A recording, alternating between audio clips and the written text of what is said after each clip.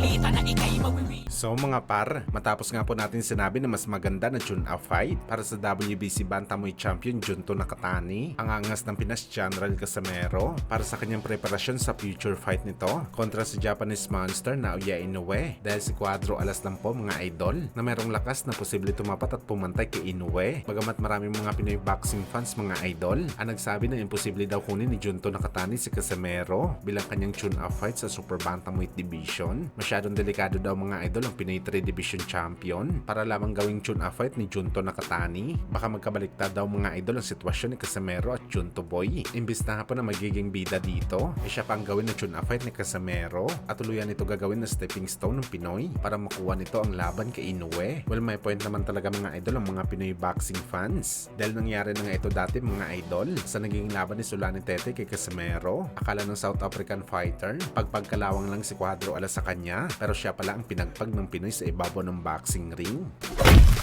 Samantala matapos nga po sabay manalo ng ating pambato na si Melvin Jerusalem sa laban nito kay Shigioka at si Oscar Culiaso nang dinepensahan nito ang kanyang dalawang titulo sa Mexico, kung saan agad naman po mga idol hinamon ni Culiaso ang Pinoy na gusto daw talaga nito ang ating pambato na makalaban ASAP para sa unification fight ng tatlong titulo. At ngayon po mga idol, formal na din kinasahan ni Melvin Jerusalem ang hamon ni Culiaso sa rematch. Binasag na ng Pinoy ang kanyang katahimikan dahil sa maraming mga boxing fans ang nagsasabi sa social media na iiwas daw si Melvin sa laban kay Culiaso sa rason na pinasuko lang siya nito sa kanilang unang laban. At sa katunayan nito mga idol, may poster na nga rin na lumalabas sa social media para sa bakbakan ng Jerusalem at Culiaso, at excited na tayo sa bakbakan na to mga idol. Naniniwala tayo na ibang iba talaga mangyayari sa rematch kaysa sa naging unang laban ni Jerusalem at Culiaso. Bukod kasi mga idol na malaki na in-improve ni Jerusalem, dagdag advantage pa sa kanya ang will nito para makaganti sa Puerto Rican fighter. Kaya abangan natin to mga idol.